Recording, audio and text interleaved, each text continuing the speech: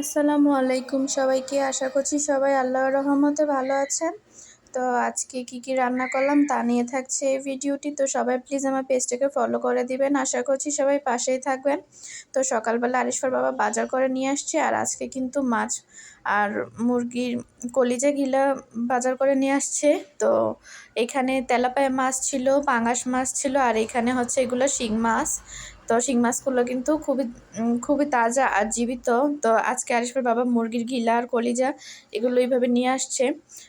এগুলো খাইতে নাকি খুব ইচ্ছে করছিল। তো নিয়ে আসার পরে আমি এগুলোকে খুব ভালো করে পরিষ্কার করে নিয়েছি। তো এখন এগুলো শিং মাছগুলোকে আমি কেটে নিব। এগুলো তো জীবিত, তো একটু লবণ দিয়ে দিয়েছি, তাহলে শিং মাছগুলো একটু পরে এগুলো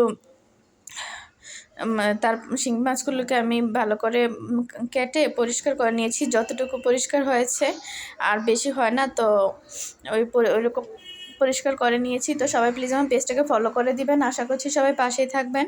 তো এখানে আমি ডাল রান্না করতেছি। এই যে ডালটা প্রায় হয়ে গিয়েছে, তো এখন ডালটাকে তেলে দিয়ে নিব।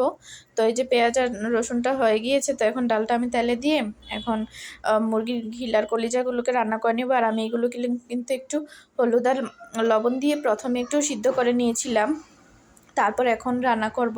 তো এখানে আমি পেঁয়াজ কুচি দিয়ে দিয়েছি। তো পেঁয়াজটা হালকা হয়ে গিয়েছে, তো এখন এখানে আদা বাটা রসুন বাটা দিয়ে দিলাম।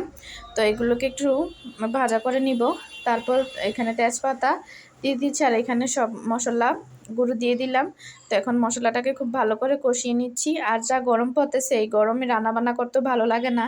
তো আজকে কিন্তু সব কিছু গুছিয়ে টুছিয়ে শিং মাছ কেটে তারপর রান্না করতে অনেকটাই দেরি হয়ে গিয়েছে। তো সবাই প্লিজ আমার পেজটাকে ফলো করে দিবেন। তো এখানে এই যে মুরগির ওই মশলা কষানো হয়ে গিয়েছে। তো এই যে আমি কলিজাগুলো দিয়ে দিয়েছি।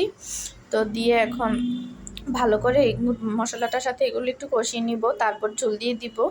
তো সবাই প্লিজ আমার পেজটাকে ফলো করবেন। আশা করছি সবাই পাশেই থাকবেন। তো কষানো হয়ে গিয়েছে, এখন আমি একটু পরিমাণে ঝোল দিয়ে দিব, দিয়ে এটাকে খুব ভালো করে রান্না করে নিব। তারপর কিন্তু আমি আরও ঝোল দিয়েছি। তো সবাই প্লিজ আমার পেজটাকে ফলো করে দিবেন। আশা করছি। তো এই যে মুরগির কলিজাগুলো কিন্তু রান্না হয়ে গিয়েছে প্রায়। তো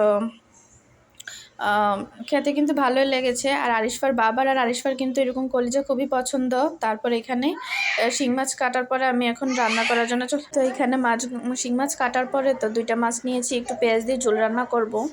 তো আরিশফা কিন্তু শিং মাছও পছন্দ করে, তো ওর জন্য দুইটা ঝোল রান্না করব মাছ দিয়ে। তো এখানে মাছগুলোকে আমি সুন্দর করে ভেজে নিয়েছি। আর শিং মাছ কিন্তু হালকা করে ভাজলে হয়। আর এখানে কিন্তু আমার একটু বেশি ভাজা হয়ে গিয়েছে। তো এখানে আমি পেঁয়াজ কুচিগুলো দিয়ে দিলাম।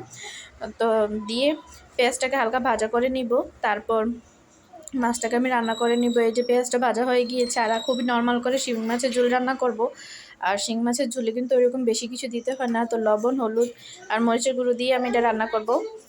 তো সবাই প্লিজ আমার পেজটাকে ফলো করে দিবেন। আশা করছি সবাই পাশেই থাকবেন। তো এই যে আমার মশলাটা কষানো হয়ে তো একটু ঝোল দিয়ে মশলাটাকে আর একটু ভালো করে কষাই নিব।